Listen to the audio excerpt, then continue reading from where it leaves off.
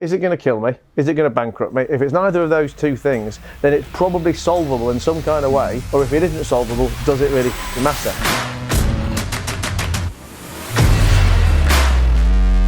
Two things I want to say in there. Firstly, JP says I can be an example of being successful and being happy. I would say you can't differentiate the two. I don't think you are successful unless you are happy. We all have our metrics of success. Quite often, certainly historically, maybe a bit less so now, because I think we're, let's say, in the social media world where people talk about other qualities so much more that we probably listen to things that we didn't listen to before. But finance has always been that stereotypical metric of success. It's like, you talk about, oh, that guy's so successful, that guy's so successful. Success and the finance come hand in hand. Honestly, I guarantee you, I could probably say 90% of the people that I know, 99% of the people I know who've got so much more money than me, I wouldn't swap my life with them for all the tea in China. He's so successful because he's the world's best golfer, or he's so successful because he's made this money, or he's done this thing. I think unless you are happy, then all of the other stuff is completely irrelevant. So that's what I was going to say about Steph.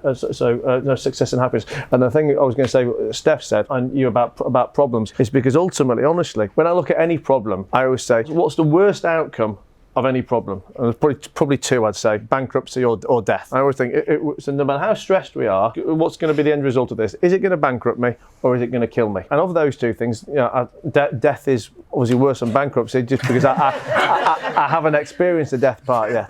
But having been through the bankruptcy, I can tell you that isn't as bad as it was either. Is it going to kill me? Is it going to bankrupt me? If it's neither of those two things, then it's probably solvable in some kind of way. Or if it isn't solvable, does it really matter? That's why I never feel stressed about things. Not because they aren't stressful situations, because that's a lie. So I do get stressed about many things, but I don't let it overpower me, because I think either I've been through it before and I know an answer. So when Steph will ring me about something, she's probably ringing me because I know the answer to something that she doesn't know the answer to. Whether that's psychologically, or experientially, or whatever. So I can answer that. But if I don't know the answer, then I'm sure somebody else does. And I think that's why nowadays, now I understand the concept of mentors or like support people around me. That's why I would officially seek people out. In my 20s or whatever, I didn't know what a mentor was, but I would naturally, let's say, attract myself to people who would know more than me or could better me in some way, shape or form. That really is the answer, that every problem you've got, someone has been through before, and other than the death one, nothing else really matters. And the only thing that matters in 10 seconds is, like you said, happiness. I have studied personal happiness all of my adult life, and out of everyone I've ever worked with, one to many, one to few, one to one, the end result has always been, I want that because it will make me happy. So here's a cheat sheet for life. If being successful